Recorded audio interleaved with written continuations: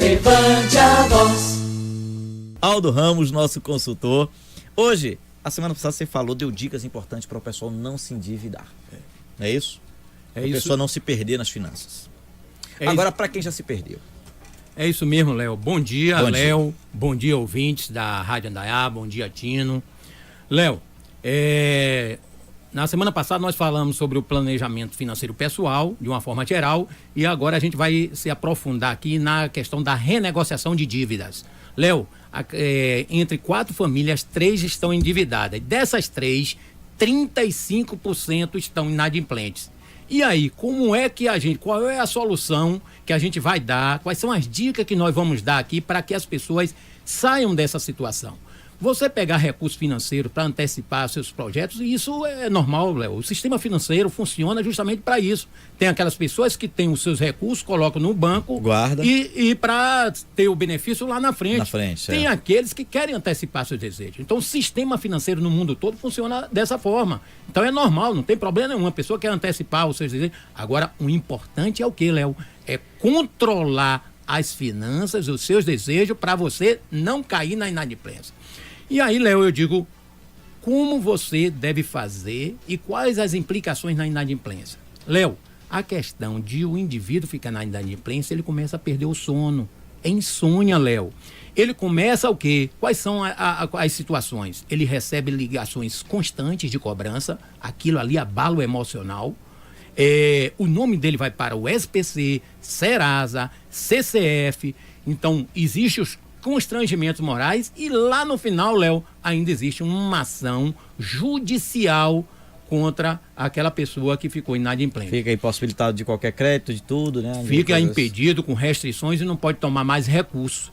Entendeu, Léo? Então, essas são as situações. Então, por isso, meu amigo... E às vezes quem chegou nessa situação é porque já tomava recursos para cobrir outra dívida. Então, ele estava lá tomando dinheiro emprestado, adquirindo um empréstimo para pagar uns juros altos, para pagar juros de outra dívida também, né? Então, a chamada bola de neve, né? A bola de neve, você vai renegociando e tal. Agora, o importante é você se conscientizar e se acalmar e procurar as alternativas. E a gente está aqui, Léo, justamente para as pessoas fazerem a reflexão a respeito de como solucionar isso.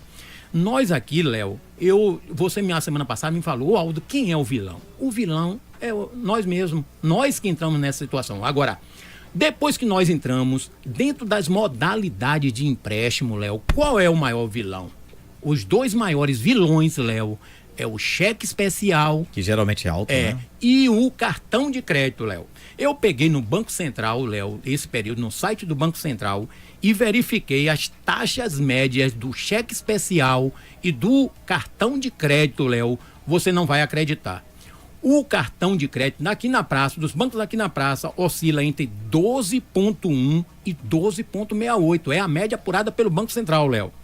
Enquanto o cartão de crédito oscila entre 10,55 e 20,10, Léo. Então chega até a 20%. 20,10. A sua dívida já está grande e isso aí mensal, né? É mensal. Agora você sabe quanto representa a taxa anual de juros compostos, Léo? É o seguinte, ó. Você utilizou R$2.000 do cartão de crédito, a taxa anual é 800,63. Isso significa juros compostos, Léo. Ou seja, 2.000 vai para R$18.000 em um ano, Léo. Rapaz, o que... De R$2.000 você vai para R$18.000 em um ano. Olha só que situação, alguém que está lá embananado o cartão, o ano inteiro no cartão de crédito, né? Sim. E também tem uma situação que o pessoal não percebe, viu, Aldo? É o pessoal que atrasa o cartão, aí paga o mínimo.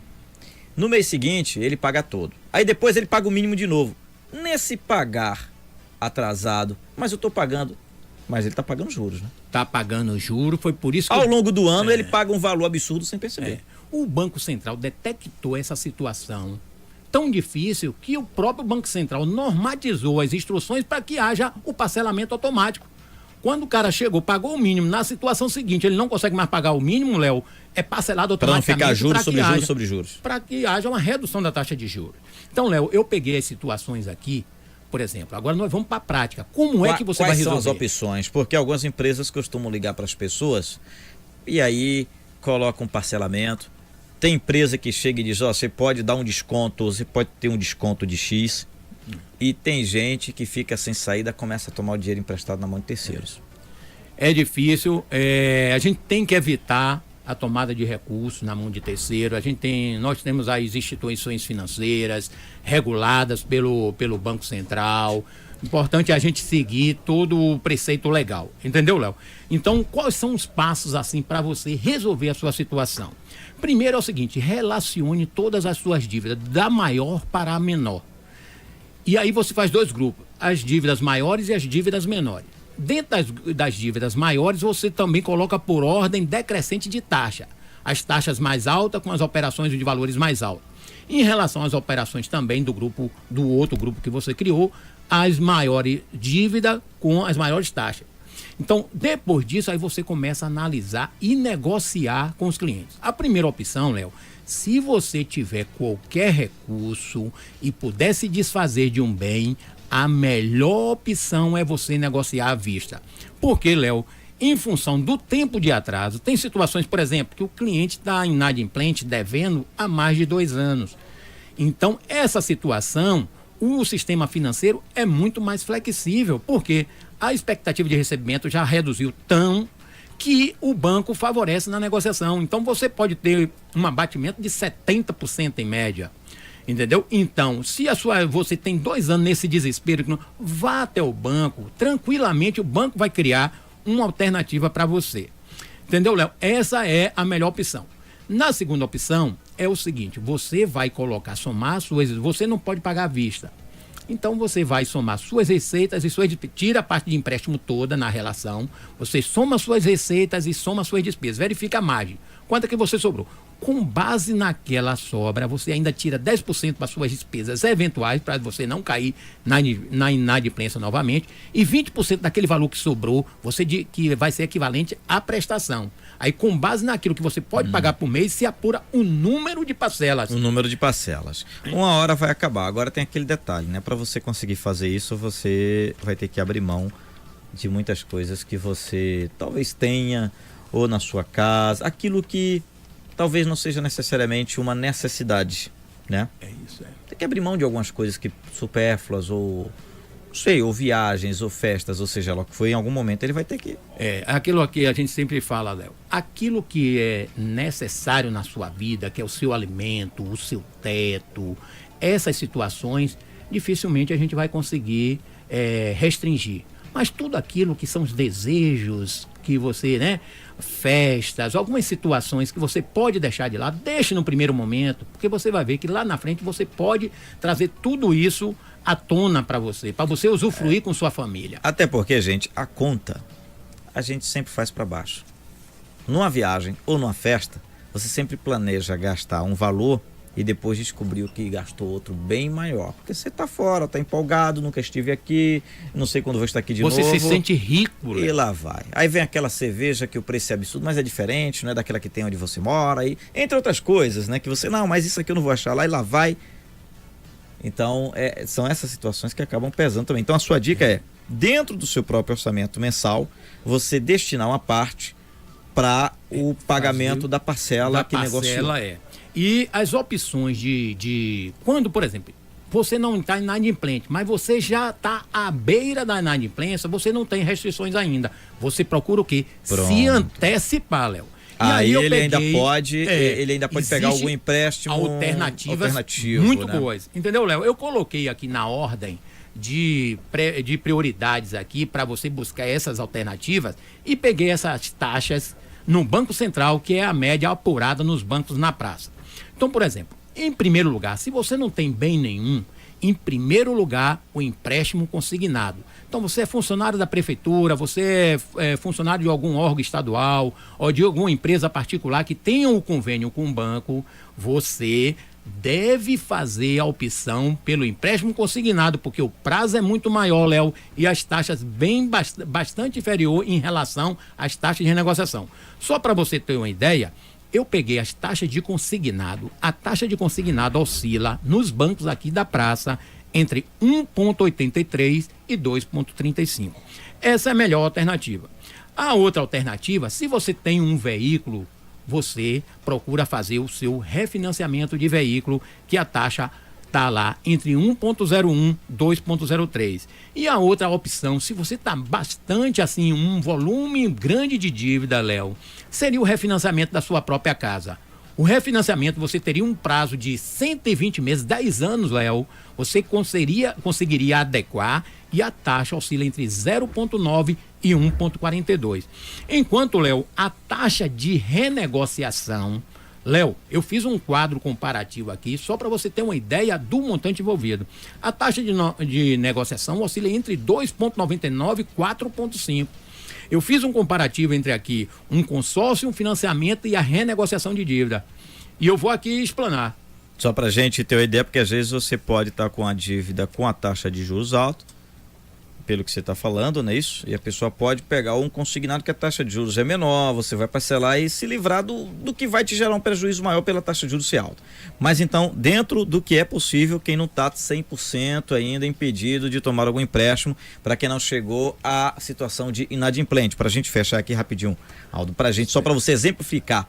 Pronto, para exemplificar, Léo, Certo. eu fiz um comparativo aqui entre um consórcio, um financiamento de um veículo e a própria renegociação. Sim. Então, no momento, por exemplo, eu fiz o valor de um Palio, 32.414. Você tem um veículo equivalente a esse valor, 32.414. O que é que você faz? Eu fiz um comparativo para você também não ficar de pé. Ou seja, você vai fazer as operações, qualquer uma delas. Você está com seu carro, você está tá devendo, carro, mas com seu carro... E você vai ter uma dessas opções e ainda vai ter o veículo de volta. Então, por exemplo, um consórcio de um veículo, de um Palio, 32.414. Eu fiz um simulado num determinado banco, o consórcio deu 84 parcelas de R$ 489,79. Em média, Léo, o consórcio hoje, com 50% de lance, você tira o veículo de volta. Então, um veículo de 32 mil, com 16.207, você dá o lance. Você tem uma dívida de 20 mil. Você, com esses 16 mil que sobra da venda do veículo, você pode propor ao banco para quitar esses 20 mil. Então, aí você já teria em torno de uns 5 mil de economia. Então, desses 16 mil, Léo, quando você pega e deu o lance, é abatido da prestação. Então, esse consórcio ficaria 84 parcelas de R$ 296,84 quando você abate o lance. Então, sua dívida, que era 20 mil, você começa a pagar uma prestação de R$ 296. Enquanto, Léo, a renegociação ficaria 84 parcelas de 529, ou seja, seria 44.447. Então, Léo, o consórcio que você pagaria no final 24.935, em relação à renegociação, R$ 20 mil de diferença, Léo. Então, por isso que você tem que estar atento e fazendo esse comparativo. Por exemplo, Léo, em relação, aí você diz, mas, por exemplo, em relação ao financiamento e o consórcio, qual é a melhor opção? Eu também fiz esse simulado. Então, nessa situação que eu relatei aqui, Léo, 32.414, até 37 parcelas, com a taxa de financiamento de 2,47, prazo inferior a 37 parcelas é melhor o financiamento. Porque, Léo, tem a taxa de administração, taxa de reserva, essa coisa toda. Aí, quando você apura e traz esse valor para o presente, então, o financiamento com o número de parcelas abaixo de 37, em comparação com o consórcio, é melhor o financiamento. Agora, com parcelamento superior a 37, a melhor opção é o consórcio, considerando a taxa de 2,47. Deixa eu só recapitular para a gente fechar aqui a questão do consórcio. Certo. Você está falando, no caso da pessoa que está devendo ali o financiamento do carro, é isso? Você está, qualquer tipo de dívida que você tenha, aí você tem um veículo que está disponível para venda. Você está sugerindo, no caso... Você vendeu o veículo, você quita as suas dívidas, por exemplo, se sua dívida for a metade do valor do veículo. Aí você vai, na verdade, pegar um outro veículo. Através do consórcio, e você tem uma economia de 20 mil reais. Então, reprisando, Léo, você tem uma dívida em torno de 20 mil. Você tem um veículo que vale 32 mil. Você pega tenta negociar à vista, aí você quita esses 20 mil por 16 mil, por exemplo, e aí seu nome vai ficar sem restrições nenhuma.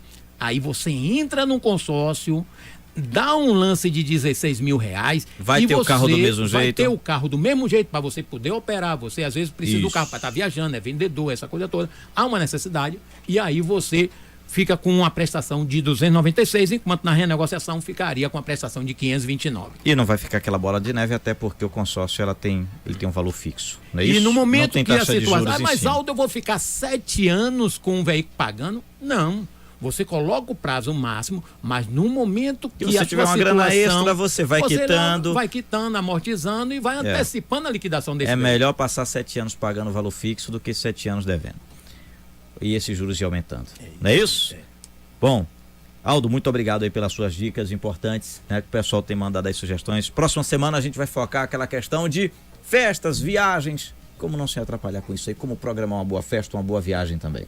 Pronto, Léo. Estamos à disposição, vamos estar sempre discutindo, trazendo isso aí para benefício. Léo, só para concluir, às vezes há uma redução da taxa de Selic e aí as pessoas dizem, Aldo, por que isso não acontece na redução da taxa do banco? Eu vou explicar. A composição da taxa no sistema financeiro, Léo, basicamente é a inadimplência, a tributação e a questão da lucratividade bruta do banco. Só para você ter uma ideia, hoje 50% da composição da taxa é inadimplência, 30% imposto e 20% que é o lucro bruto. Então, no momento que a gente tentar resolver a situação de inadimplência no país como um todo, tanto da pessoa jurídica quanto da pessoa física, a gente vai ter o benefício lá na ponta. Mais uma vez, Aldo, muito obrigado. Suas dicas importantes aí para o pessoal. Levante a voz.